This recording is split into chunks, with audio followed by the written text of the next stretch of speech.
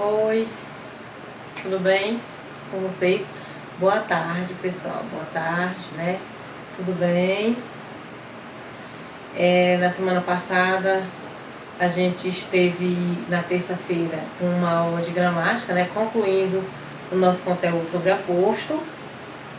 E na quinta-feira, na aula de quinta, a gente trabalhou produção de texto, né? Que foi o artigo de opinião falando sobre aquele texto maravilhoso, os altos e baixos de uma amizade.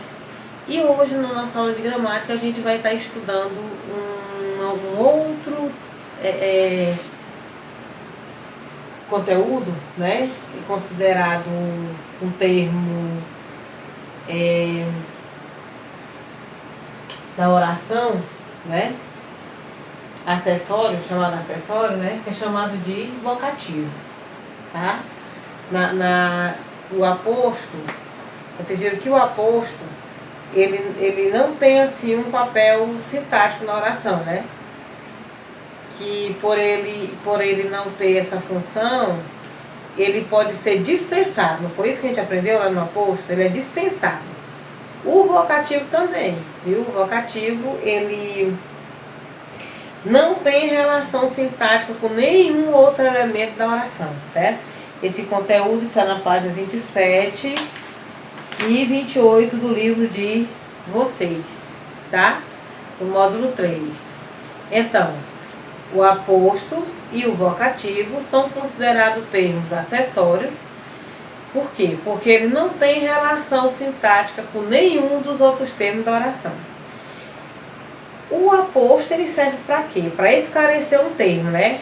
Especificar, enumerar, resumir. E o vocativo? Ele serve para quê? Essa palavra, né? O aposto é uma palavra, é um termo, é uma expressão. E o vocativo é uma palavra. E essa palavra serve para quê? Vejamos. Vocativo, palavra ou expressão que serve para chamar com ênfase uma pessoa, animal ou coisa personificada. O que é chamar com ênfase?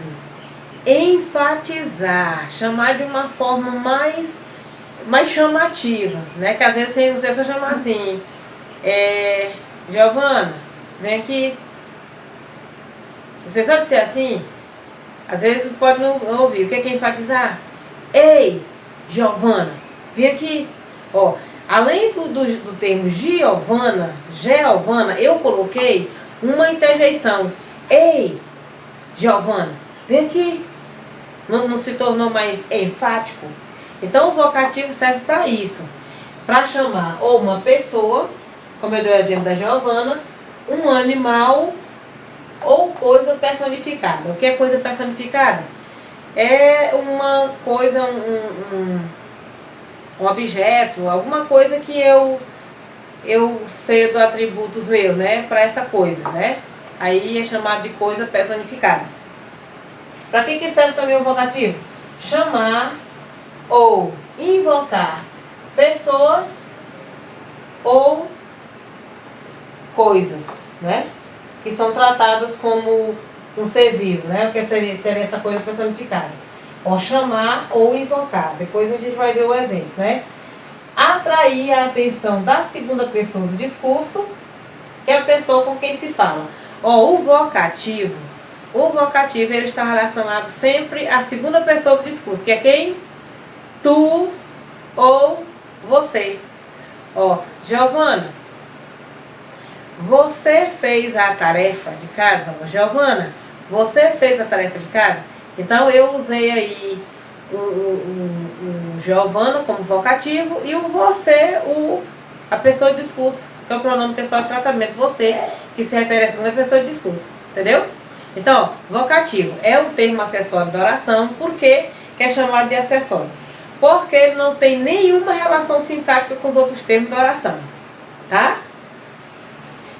Serve para isso aqui, chamar, para enfatizar uma pessoa, ou um animal, ou uma coisa personificada, chamar ou invocar, né, de uma forma mais enfática, e atrair a atenção da segunda pessoa do discurso, que é a pessoa com quem se fala. Então, Na página 27, a gente tem as características do vocativo. E na página 28. O vocativo, ele tem as suas características. É assim, o aposto, ele tinha a classificação, né? Já o vocativo, ele tem características. Como é que a gente reconhece o vocativo? Olha,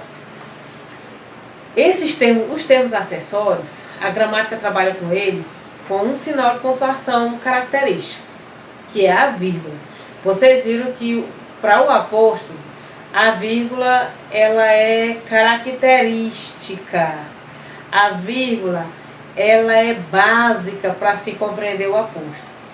Quando não tem a vírgula, ou um travessão, ou dois pontos, mas a forma como você fala, né, que você reproduz aquela fala, dá a entender que ali tem uma pausa representada pela vírgula. O vocativo, uma das características dele é a vírgula, tá? Eu vou colocar uns exemplos para vocês, para a gente poder detectar essas características e entender o que a gente precisa. Primeiro, por que a gente precisa aprender vocativo? Assim, Priscila, para que a gente vai aprender vocativo? Se você disse que ele não tem nenhuma relação sintática dentro da oração, mas você se depara com exemplos, com às vezes questões que traz um vocativo e você pensa que é o sujeito. Porque tanto o sujeito quanto o vocativo, eles trazem um substantivo. Eles trazem um substantivo, né? O sujeito não tem o nosso representado por substantivo, o vocativo também. E quando é que eu vou saber que um é vocativo e que o outro é sujeito? Então, para isso aí, é necessário que eu aprenda o que é vocativo. Não é por ser um termo acessório, não é pela palavra não ter nenhuma relação sintática dentro da oração que a gente vai deixar de aprender. Vai levar ao descaso, não. Entendeu? A gente vai ter que aprender, porque é necessário. Vocês veem que tudo na gramática que a gente aprende tem um objetivo, certo? Agora, nas classes de palavras, quando a gente estava estudando, eu disse para vocês que elas são 10, né? Tem uma só, que ela não tem valor sintático, né? Se você quer interjeição. Mas bem aqui no vocativo, um vocativo pode ser antecedido por uma interjeição. Quando eu digo, ei, Thales, presta atenção à aula. Ei, Mateus, presta atenção à aula. Ou então, ei, Gustavo, tu tá entendendo o assunto? Ó, digo, ei, vírgula, Gustavo, vírgula, tu estás entendendo o assunto? Viu? Então eu precisei de uma interjeição para anteceder o vocativo, para eu poder enfatizar o meu chamamento. Certo? É por isso, ó, tudo, gente, é tudo, todo conteúdo, todo assunto de gramática tem um objetivo para a gente aprender, tá? Não é o caso de não ter valor sintático, a gente não vai deixar de aprender, ok? Então vamos aos exemplos, tá?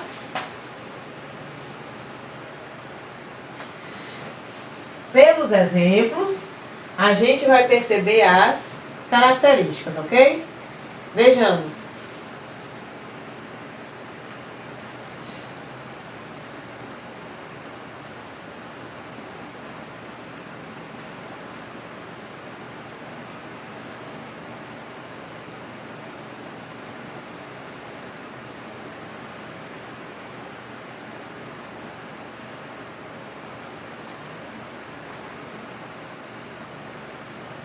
Bom, leitor, não deixe de escrever para a coluna do jornal. A primeira característica que a gente tem aqui do vocativo, ó, nas falas que a gente emprega, né? Nas falas, sempre que a gente vai empregar uma fala, a gente, para se dirigir a alguém, a gente tem que usar um vocativo. Olha, todas as vezes que a gente vai se dirigir a alguém através de uma fala, a gente usa um vocativo. Olha aqui o exemplo. Leitor, não deixe de escrever para a coluna do jornal. Primeira característica, ó. O vocativo, ele se refere a alguém. A quem está se referindo esse vocativo? Ao leitor.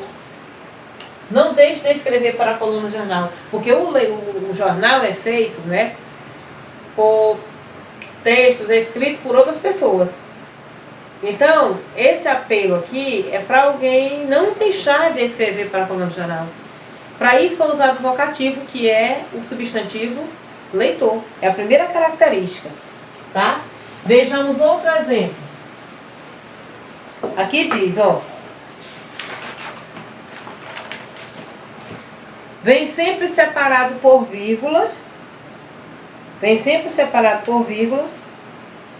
Pode aparecer no início, no meio ou no final da oração. Outra característica, né? Vem sempre separado por vírgula.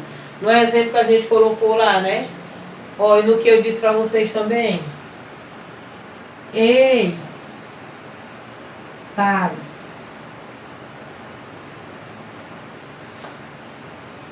você fez a atividade? Olha. Ei, Thales, você fez a atividade? A característica aqui, ó. Vírgula. Uma característica, tem uma interjeição. Ei é uma interjeição. Thales é o vocativo. Você é a segunda pessoa do discurso, tá? Ó, ei, Thales, você fez a atividade? No caso aqui, Thales, eu podia só dizer, Thales, você fez a atividade? Só que para enfatizar mais a minha fala, eu disse, ei, Thales, você fez a atividade? Tá? Então, ó, uma característica, vem antecedido por uma interjeição, aqui, ó, para dar mais ênfase à frase, o vocativo pode ser empregado com uma interjeição. Ó, quais são as interjeições? Ei, oi, ó, o ó acentuado com acento agudo, ou o OH, né, vírgula, silêncio é uma interjeição, né? Então, uma característica aqui, ó, vem entre vírgulas, vocativo será representado por um substantivo, Thales. Olha a característica, o vocativo sempre será representado por um substantivo, Thales, com a função de substantivo, e o vocativo pode aparecer no meio, ou pode aparecer no início, no meio ou no final, tá? Outra característica. Vejamos um outro exemplo, uma outra característica.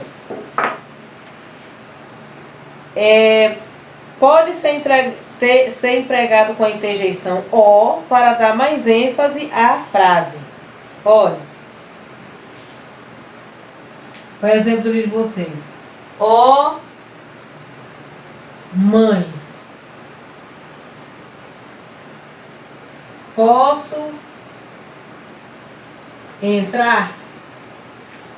Olha, outra característica. Para dar mais ênfase à frase, o vocativo pode ser empregado com a interjeição ó. Ó, mãe. Você poderia só assim, ó, mãe, posso entrar? Não, você diz, ó, mãe, posso entrar?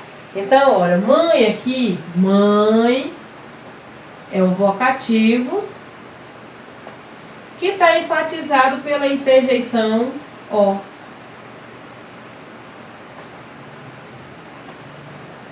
Né? Ó, pela interjeição ó.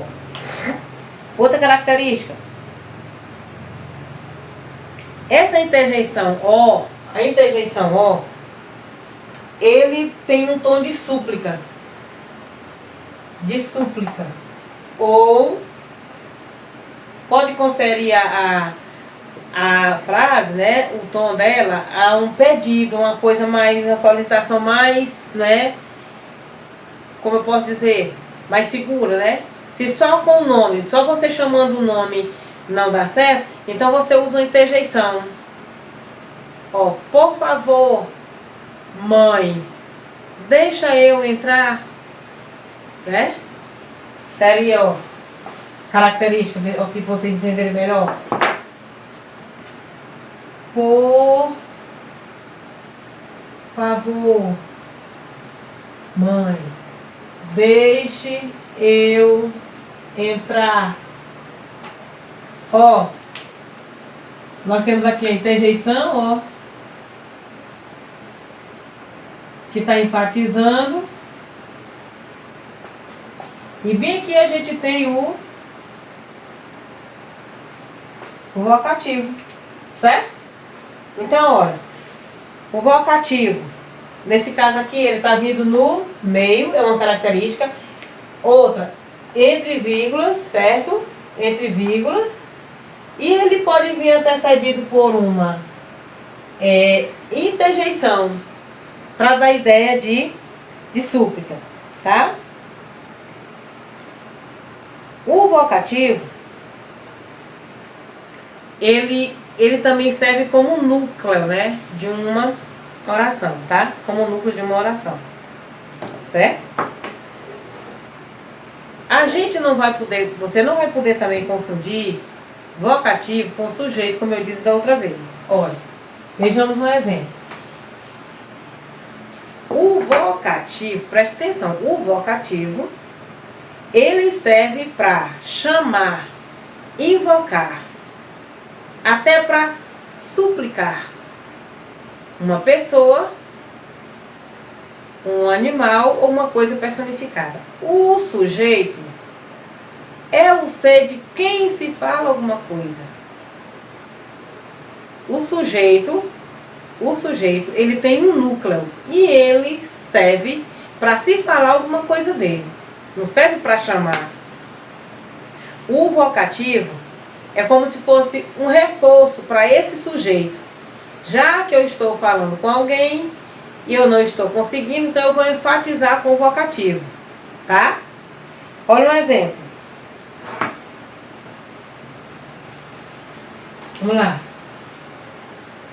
Beatriz, aqui está o livro. Olha, vejam bem essa oração. Beatriz, aqui está o livro.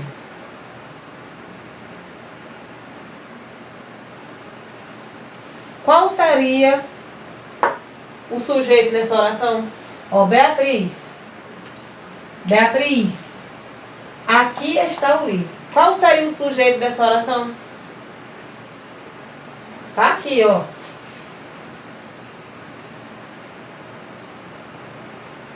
O livro está aqui, Beatriz. Ó, o sujeito está aqui, ó.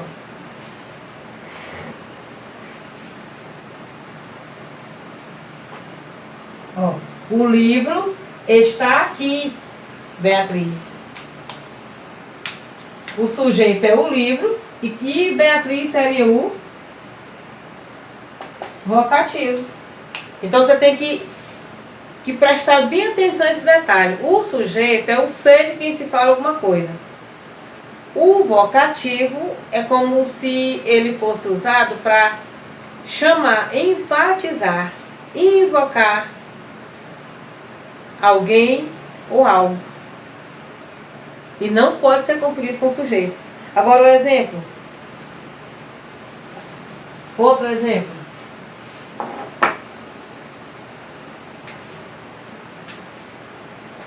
Ó mar, como